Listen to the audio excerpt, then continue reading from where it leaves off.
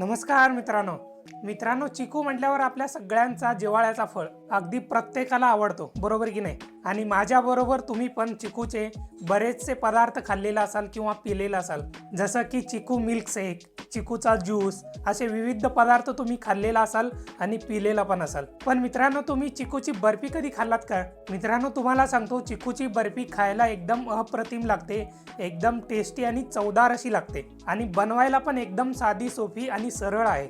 आता तुम्हाला सगळ्यांना माहितीच आहे, बाजारामध्ये अगदी सहजपणे हा चिकूचा फळ आपल्याला भेटून जातो आणि या चिकूपासून एकदम मस्तपैकी चवदार आणि टेस्टी अशी बर्फी जर केलात ना तर एकदम मस्त बनते।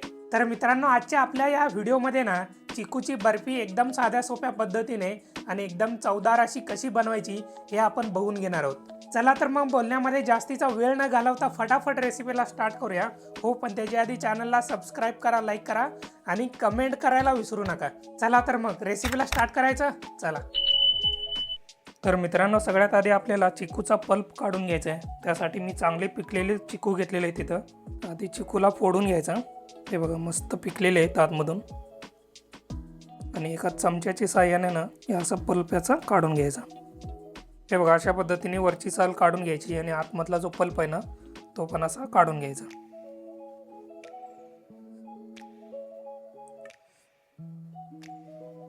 तर मित्रांनो, तुम्ही इथं बघू शकता, एकदम मस्तपैकी 10 ते 12 चिकूचा ना गर मी काढून घेतलेला आहे, पल्प काढून घेतलेला आहे। मस्त आणि चांगल्या पिकलेल्या चिकूचा पल्प मी काढून घेतल्यामुळे ना एकदम गोड असा पल्प आहे।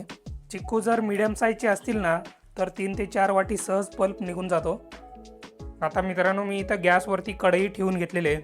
आता कढई मी चांगलं तापून घेतो। सगळ्यात आधी एकदा का कढई चांगल्या प्रकारे तापली ना, आता यामध्ये 2 ते 3 चमचे तूप टाकून घ्यायचं आहे। हे बघा, मस्त देशी तूप टाकून घ्यायचं 2 ते 3 चमचे आणि तुपाला पण चांगल्या प्रकारे तापून घ्यायचं आहे।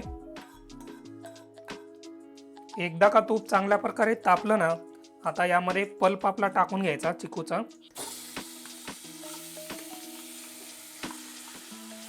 आता या चिकूच्या गराला ना तुपाबरोबर चांगल्या प्रकारे परतून घ्यायचंय। गराबरोबर तूप चांगल्या प्रकारे आधी मिक्स करून घ्यायचं आणि 3 ते 4 मिनिटांसाठी चांगलं परतून घ्यायचं तुपाबरोबर। हा, मस्त वास येतोय तुपाचा आणि चिकूचा, लयच भारी। तर मित्रांनो, तुम्ही अशा पद्धतीने जर चिकूची बर्फी केलात ना, तुम्ही आयुष्यात कधी याचा चव विसरणार नाही, एवढी भारी बनते। तर तुम्ही पण तुमच्या घरी एकदा नक्की ट्राय करा। हे बघा मित्रांनो, तुपाबरोबर ना चिकूच्या गराला चांगलं परतून झालेलं आहे, 3 ते 4 मिनिट झालेले आहेत आणि मागाशीपेक्षा गर जो आहे ना चांगला घट्ट झालेला आहे बघा। आता यामध्ये आपल्याला टाकून घ्यायचं आहे 1 वाटी साखर। हे बघा, 1 वाटी साखर मी यामध्ये टाकून घेतोय आणि चांगल्या प्रकारे याला मिक्स करून घेतो साखरेबरोबर। हे बघा मित्रांनो, साखर टाकून घेतल्यामुळे ना कलर पण त्याचा चेंज झाला आणि थोडासा पातळ पण झाला गर। त्यामुळे अजून एक 3 ते 4 मिनिटासाठी याला चांगलं परतून घ्यायचं आहे आणि आतमधल्या ज्या फोडी असतात ना ह्या चांगल्या फोडून घ्यायच्या। हे बघा, चमच्याने अशा प्रकारे फोडून घेतला तरी चालेल। चिकूच्या फोडी ज्या असतात ना शिजून चांगल्या मऊ झालेल्या असतात, त्यामुळे अशा पद्धतीने जर फोडून घेतला चमच्याने तर पटकन फोडून एकदम बारीक होऊन जातात। तर हे बघा मित्रांनो, साखर जी आपण यामध्ये टाकून घेतली होती ना ती चांगली मिक्स झालेली आहे आणि चांगली वितळून गेलेली आहे आणि गर जो आपण फोडून घेतला होता ना तो पण चांगला फोडून एकदम बारीक झालेला आहे बघा। आता यामध्ये आपल्याला खवा टाकून घ्यायचा आहे। हे बघा मित्रांनो, 150 ग्रॅम खवा मी यामध्ये टाकून घेतोय। 100 ते 150 ग्रॅम खवा तुम्ही यामध्ये टाकून घेऊ शकता आणि चांगल्या प्रकारे याला आता आपण मिक्स करून घेऊयात।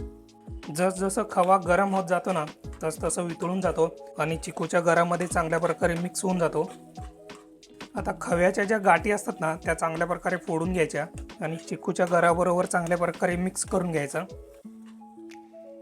खवा एकदा का चिकूच्या गरामध्ये चांगल्या प्रकारे मिक्स झाला ना, गॅस जो आहे ना एकदम मंद आचेवरती ठेवायचा।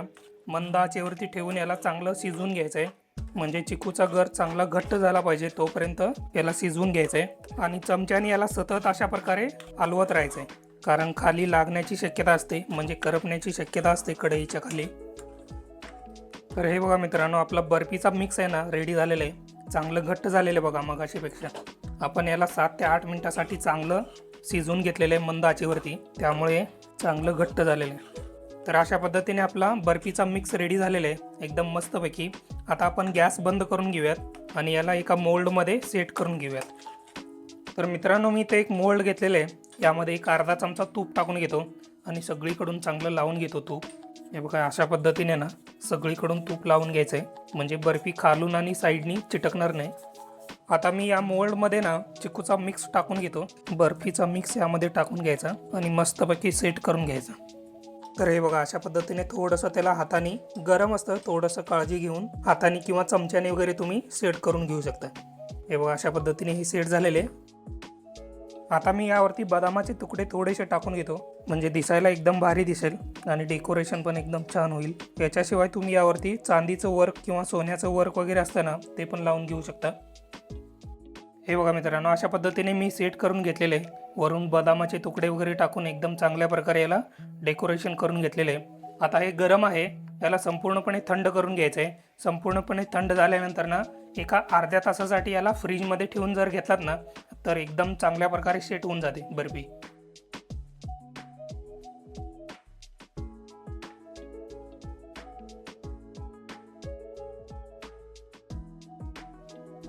मग काय मित्रांनो, कशी झाली चिकूची बर्फी? एकदम मस्त झाली की नाही? चवीला एकदम अप्रतिम झालेले आहे आणि बनवायला पण एकदम साधी सोपी आहे. तुम्ही आता बघितलेलं असाल. मी तर तुम्हाला या व्हिडिओमध्ये चिकूच्या बर्फीची संपूर्ण माहिती दिलेली आहे. हा संपूर्ण व्हिडिओ तुम्ही नक्की बघा आणि तुमच्या पण घरी एकदा नक्की ट्राय करा. मित्रांनो, जाता जाता रेसिपी आवडली असेल तर लाईक करा, कमेंट करा आणि सगळ्यात महत्त्वाचं मित्रांनो, चॅनलला सबस्क्राईब करायला विसरू नका.